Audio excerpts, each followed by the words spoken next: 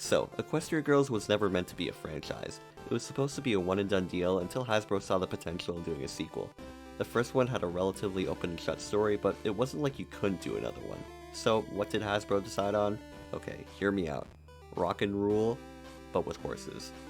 Equestria Girls 2 Rainbow Rocks was released in 2014 and is the most memorable out of the main series to some fans. Is it just because of the soundtrack? Maybe. I don't know. These guys are kinda cool too. Is Rainbow Rocks really all that better than the original Equestria Girls? Does Rainbow indeed rock? Well, let's take a look together and find out.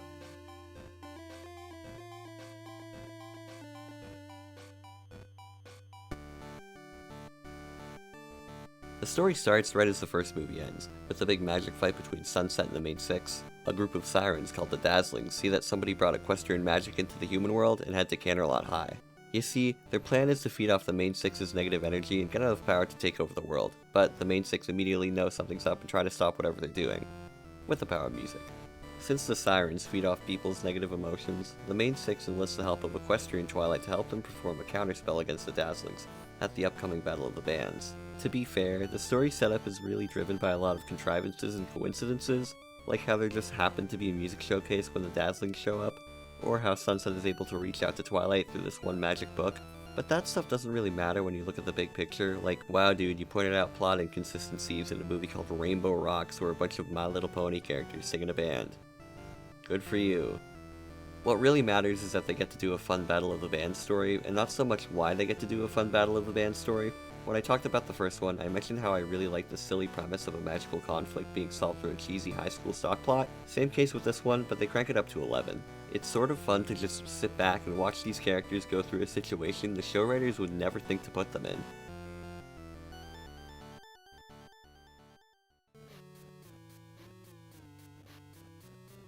In order to have the typical band isn't getting along conflict, most of the main six's respective quirks get in the way of the band being able to perform.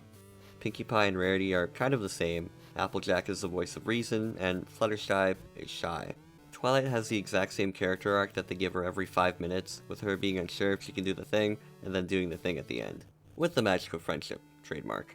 And what is Rainbow Dash's deal even? Yeah, in the show she can be cocky and arrogant, but here she's just obnoxious. Unless there's some hidden traumatic backstory on why she thinks she's the best at music, I doubt she would act like this, even after her friends told her to tone it down. Sunset is sort of there. According to the all-knowing EQG wiki, she wasn't even a main character in the earlier drafts. That honestly makes a lot of sense, considering most scenes with her are just her hanging out with the main six and being reminded that she was the villain in the last one. She has a nice little arc though, where she redeems herself in the end by saving the main six. For our antagonists, we have the Dazzlings. These guys are just the best. Their gigantic hair and bizarro Hannah Montana wardrobe makes their designs really appealing. On top of that, they have a fun dynamic. Adagio is by far my favorite. The other two have normal, benign teenager personalities, but she has this cartoonishly evil demeanor about her that makes her super fun. She's like if the guy from Wishmaster got transported into a high school, Red Jewel and all. Arya is extremely underrated. In terms of tsundere characters in cartoons, I'm surprised she's not one of the more popular ones. Also, I love pigtails as a character design thing. She really rocks those. I know everybody likes Sonata, but she's kind of my least favorite. Her and Pinkie Pie are written in the same way, where it feels like the writers forgot to put jokes in the first draft of the script, so in place of those, they do the MCU thing where they stop the scene dead in its tracks so that something dumb can happen, and it's usually with those two. Trixie also shows up as a minor antagonist, which I like. This was before season 6 when they sort of redid her character.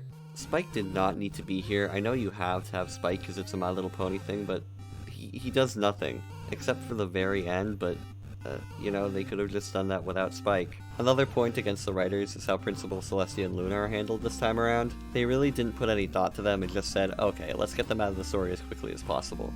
I'll let my friend Crispy explain his problems with it. Thank you, Shunk of Corn. Hi, I'm a cameo appearance. Shunks was ever so kind to offer smelly old me a cameo. So, here we go.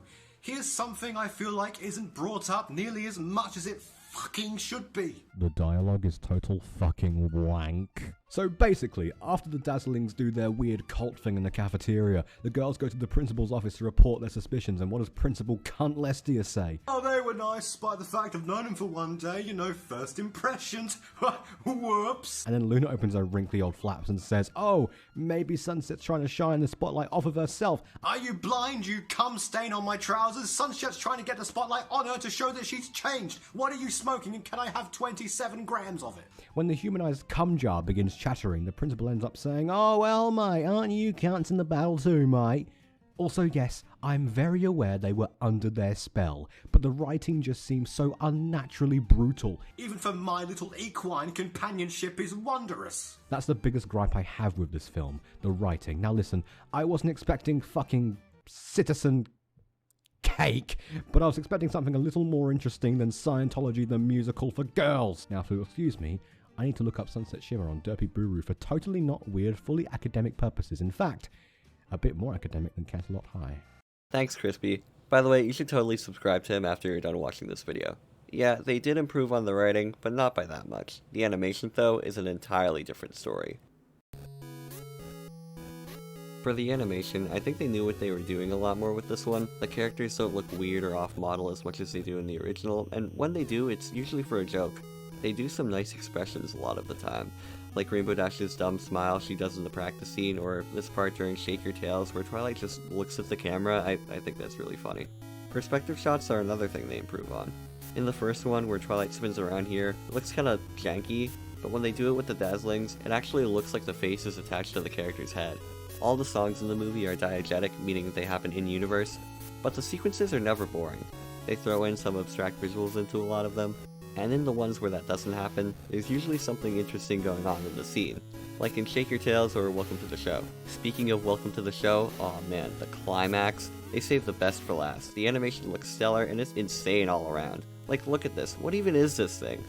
They turned the movie into a rock opera for like 5 minutes here, and it's easily the best part. Speaking of the best part, the soundtrack for Rainbow Rocks is way better than Equestria Girls 1. The Cafeteria song I think is better than like some of the songs here, but in general the soundtrack is an improvement. As I write this, Under Our Spell is currently stuck in my head, Battle of the Bands is great too, and so is Welcome to the Show. Every song they give the Dazzlings all have this R&B sound to them that makes them really stand out from the others. Aside from the Dazzling songs, the title theme is really nice too. Better Than Ever is super catchy, Awesome As I Wanna Be is nice, Shake Your Tails is okay, Shine Like Rainbows has to be my least favorite. It just sounds like a ripoff of the Livin' Maddie theme song, if anybody remembers that show, but at least they're all memorable. The music does a great job of carrying the movie. That's probably one of the reasons everybody remembers it more fondly than they do the first one.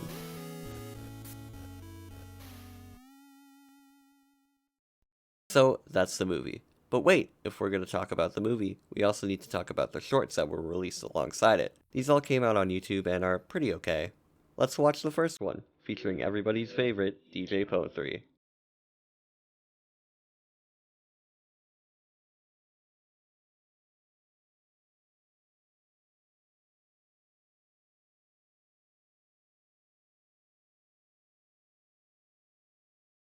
Down the street and listening to some sick tunes, pretty forgettable. The other ones can be sorted into 3 categories. 1. Main 6 member shows off their instrument. These are pretty self-explanatory. In case you didn't know that Rainbow Dash plays the guitar, or that Pinkie Pie plays the drums, here you go. Some of these do introduce more human versions of the Friendship is Magic characters. I don't really care about the human Diamond Dogs, but human Flim and Flam are wrong on so many levels. The old-timey Music Man thing worked in Equestria since that world isn't based on any specific time frame, but in the 21st century, they just feel off. Also, the eyes are way too big. 2. Soundtrack fodder.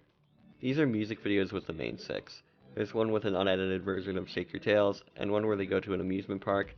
Rarity gets her own song where she subjects some innocent background characters to whatever this is. Nothing special, but if you wanted a visual for some of these songs, these are pretty good. 3. Deleted scenes. These might also be soundtrack fodder, but I don't know. The fact that they have Sunset in them makes me feel like they were supposed to be part of the movie. Friendship Through the Ages, I don't know where you'd put that one, but My Past Is Not Today definitely feels like a deleted scene from the 3rd act. The shorts are okay, but nothing beats the real movie. In fact, just like the shorts, the full movie is available to view on YouTube. And it's not some crappy low quality upload either, it's from the official Hasbro channel.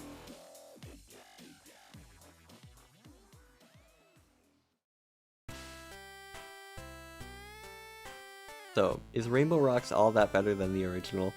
Maybe, I don't know. I feel like they were having a lot more fun with this one, and it stands out more as its own thing. Seeing the main six use the power of rock and roll to defeat an enemy threat is the exact amount of cheese I'm here for. Rainbow Rocks has fun villains, great music, and really does a good job of setting up a franchise. There are flaws like some of the characterization and the movie being criminally unfunny at points, but in the end, it's just a fun movie. That's all it's trying to be. I'd say give this one a watch if you like the idea of Equestria Girls, but don't want to sit through the first movie. If you enjoyed the video, make sure to leave it a like and drop a comment down below. Your support means the world to me. If you want to see more videos, hit that subscribe button and click on the little bell icon so that you get notified whenever I put out a new one. I can't think of a better outro, so until next time, goodbye.